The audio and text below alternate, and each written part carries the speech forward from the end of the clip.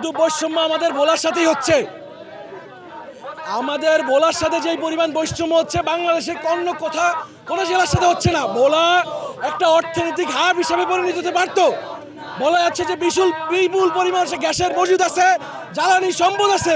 আমাদের ভোলার মানুষ এগুলো কবে ভোগ করবে? আমরা চাই আমাদের যে যৌক্তিক 5টা দাবি এগুলো মেনে নেওয়া হোক। আমাদের ভোলা থেকে গ্যাস নিলে আমাদের ভোলায় মেডিকেল কলেজ দেওয়া হোক। আমরা সেতু নির্মাণ চাই।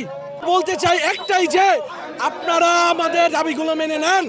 এগুলো আমাদের যৌক্তিক দাবি, এখানে কোনো অযৌক্তিক কোনো কিছু না।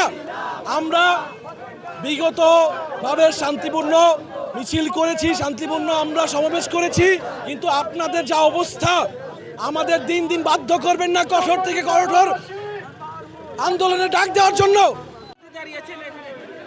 আমরা ভোলার গ্যাস আপনার জাতির স্বার্থে ঢাকা নেবেন, আমাদেরকে কেন মেডিকেল কলেজ সহ 5 দফা দাবি বাস্তবায়ন করবেন না, এই না করা পর্যন্ত আমরা আমাদের আন্দোলন কর্মসূচি চালিয়ে যাব। ভোলা 20 লক্ষ মানুষের একমাত্র উন্নয়নের রূপকার ছিল মরহুম নাজির রহমান মঞ্জু স্যার। তার মৃত্যুর পর থেকে অদ্য পর্যন্ত উল্লেখযোগ্য কোনো উন্নয়ন বলা হয়নি। আমরা চাই ভোলাতে জাতীয় যে সমস্ত খনিজ পদার্থ আছে এগুলো জাতীয় স্বার্থে আপনারা ব্যবহার করুন, আর ভোলার 20 লক্ষ মানুষের স্বার্থে যা যা প্রয়োজন তা দেন। তা না হলে আমরা আমাদের কঠোর আন্দোলনের মাধ্যমে আমরা আমাদের দাবি দেওয়া আদায় করার চেষ্টা করব ইনশাআল্লাহ।